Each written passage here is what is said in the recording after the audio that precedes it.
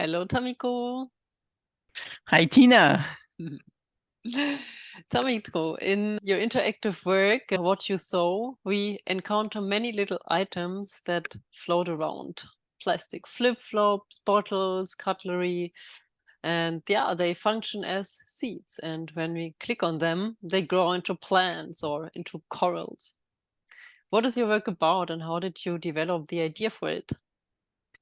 I've been doing a number of pieces that deal with ocean plastic and using sort of a metaphor of plastic garbage transforming into corals. It started with in 2018 when I did Unexpected Growth as a commission for the Whitney Museum in New York.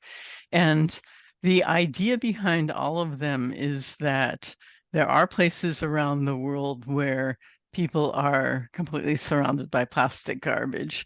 And in the clean West, we say, well, it's because they don't have high standards of ecology or because they don't care. And then it was really a point in 2013 through 15 that I was in Southeast Asia, which is known to be one of the biggest sources of plastics in the oceans. And again, people in the West saying, well, it's because they don't, care about the environment. And we found that there were pieces of plastic garbage from Europe, from the US, from Japan, which are clean countries, and found out that really what happens is that only a very small percentage of plastics can be recycled. And so what most Hmm. places do is simply send them to poorer countries to get rid of them. And I wanted to, in all of these works that deal with plastic waste, I wanted to bring the plastics that we ourselves throw into the environment, often by sending them to foreign countries, bring them back so that you can experience what it feels like to have this garbage accumulate around you and surround you. And then specifically in What You Sow, it was because I wanted to make the piece interactive so that you are participating in creating these corals, these plastic garbage corals. So on the one hand, this is an old trick of mine. On the one hand, it is to make the installation more engaging and fun, to seduce people to come in and spend time with it. On the other hand, it also makes you culpable. I mean, the whole point of interactivity is the feeling that you have agency. And so giving you agency, a playful agency that essentially makes you realize I'm filling my world with garbage is really so to speak, the point of the artwork. Yes, that is such an important point, and I love how you use the different notions of agency and interaction possibilities of the digital. Do you also hope that this will also influence the interactions of the people in real life, that they understand this notion and that they change their relationship to plastic in the physical realm?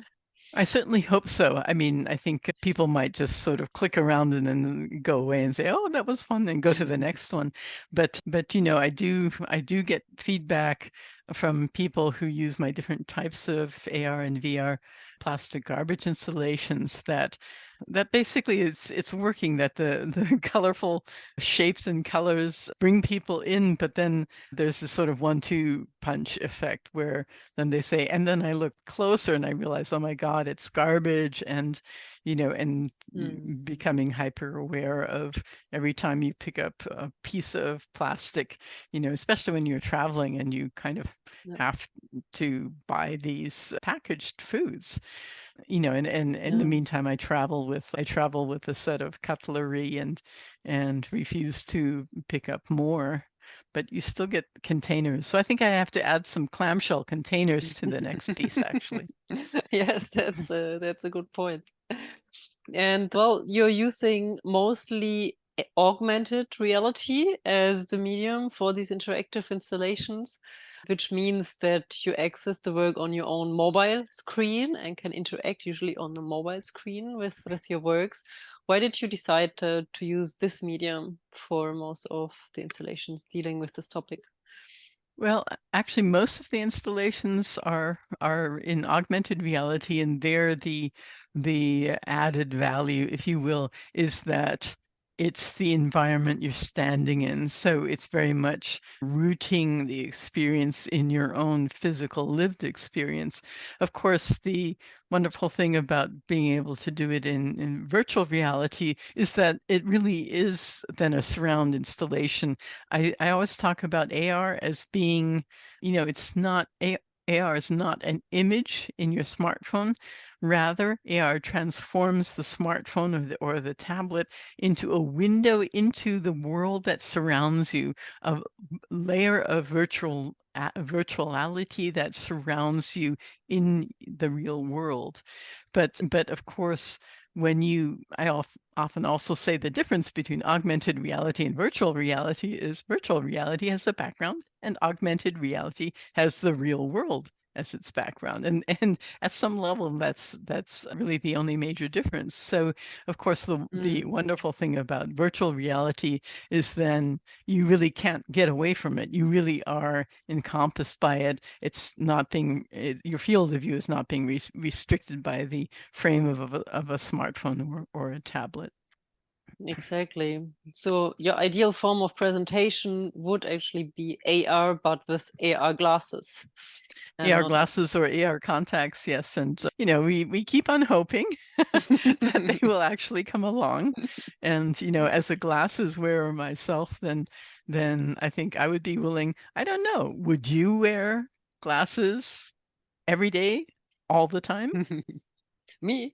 Yes. Yes, I could do it again. I used it before I wear lenses, but Uh-huh. yeah, it's really exciting to see how the world changes, and also now with the new glasses by Apple. And I think it won't be like you will wear them all time, all day, but you will use them from time to time as an addition to the real world, I think.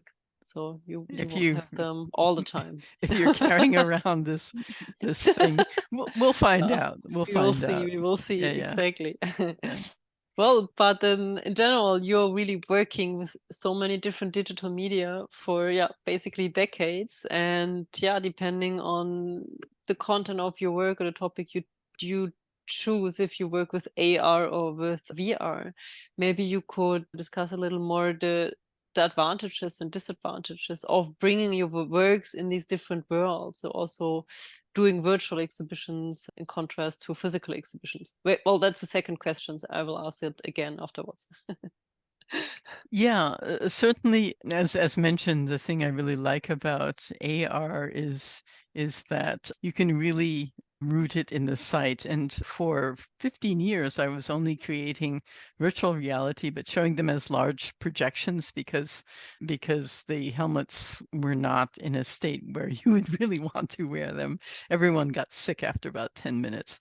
But the being able to play off a site is very important to me. And those three earliest VR experiences, Beyond Manzanar, Travels of Mariko Horo, and Virtuelle Mauer, Reconstructing the Wall, all dealt with specific sites. They were site-specific virtual reality installations.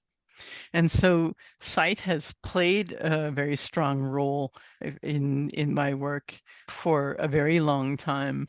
Being able to be in a virtual exhibit like this, of course, it really is a way, I think actually, especially curatorially, where the curator can make a much stronger statement because they can control the environment that the pieces are in a way that is hard to do.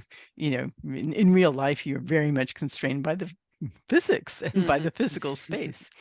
So I think the interesting thing is being able to create really a fully rendered out of an exhibition in a way that you can't in real life.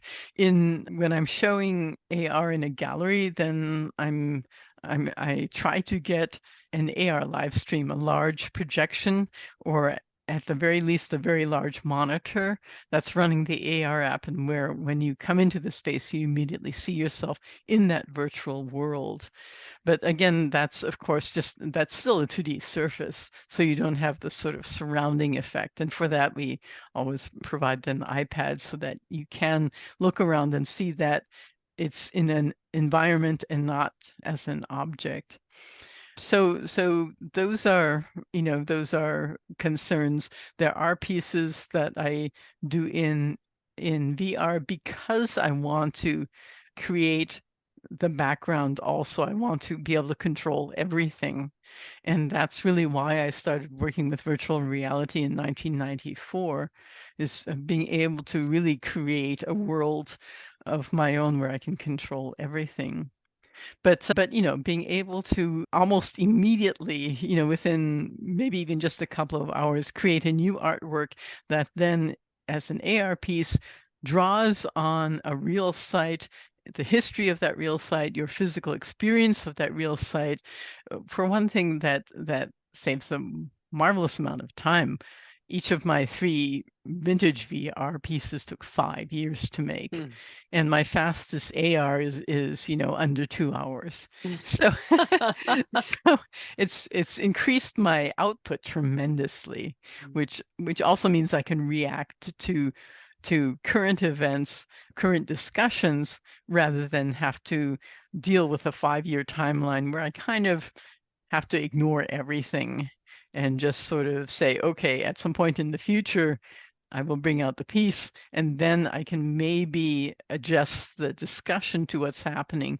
But there's 5 years where I haven't been able to participate in the discussion because the work is not finished.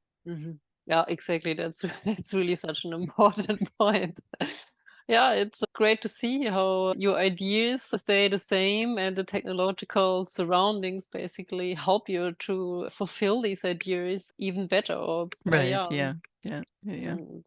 And I love how you use the digital possibilities to discuss this contemporary topics, very contemporary and current topics, and immerse the users or the viewers in the work by rendering them present in the work, in the physical installation or virtual installation, and involve them with their interactivity, with the impact they have on the installation they create in the end. Right. Well, and this maybe also brings us back to the title of What You Sow. Maybe you can explain the title. Yeah, you've probably pointed out in the materials that it's a citation from the Bible. What you reap, so shall you. What you sow, so shall you reap. You reap what you sow. There's a number of variations on it, and that's of course saying, if you're throwing plastic into the environment, then at some point it's going to come back to haunt you, as it is already, when we know that plastic is in every living system and creature from the North Pole to the South Pole. We're, giving it to our babies through our milk. We are, every plastic water bottle you used to drink from, you're adding more plastics to your system. And I think researchers are also starting to see explicit effects of that on the human body as it becomes an irritant in the system.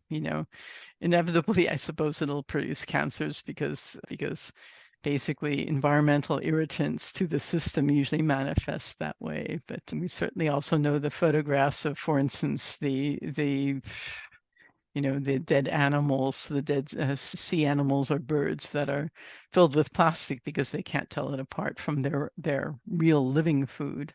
And so they ingest it and die because they're completely blocked up with plastic.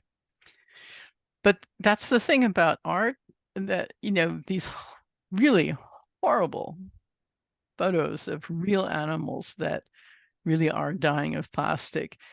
I think it's very necessary to publish them.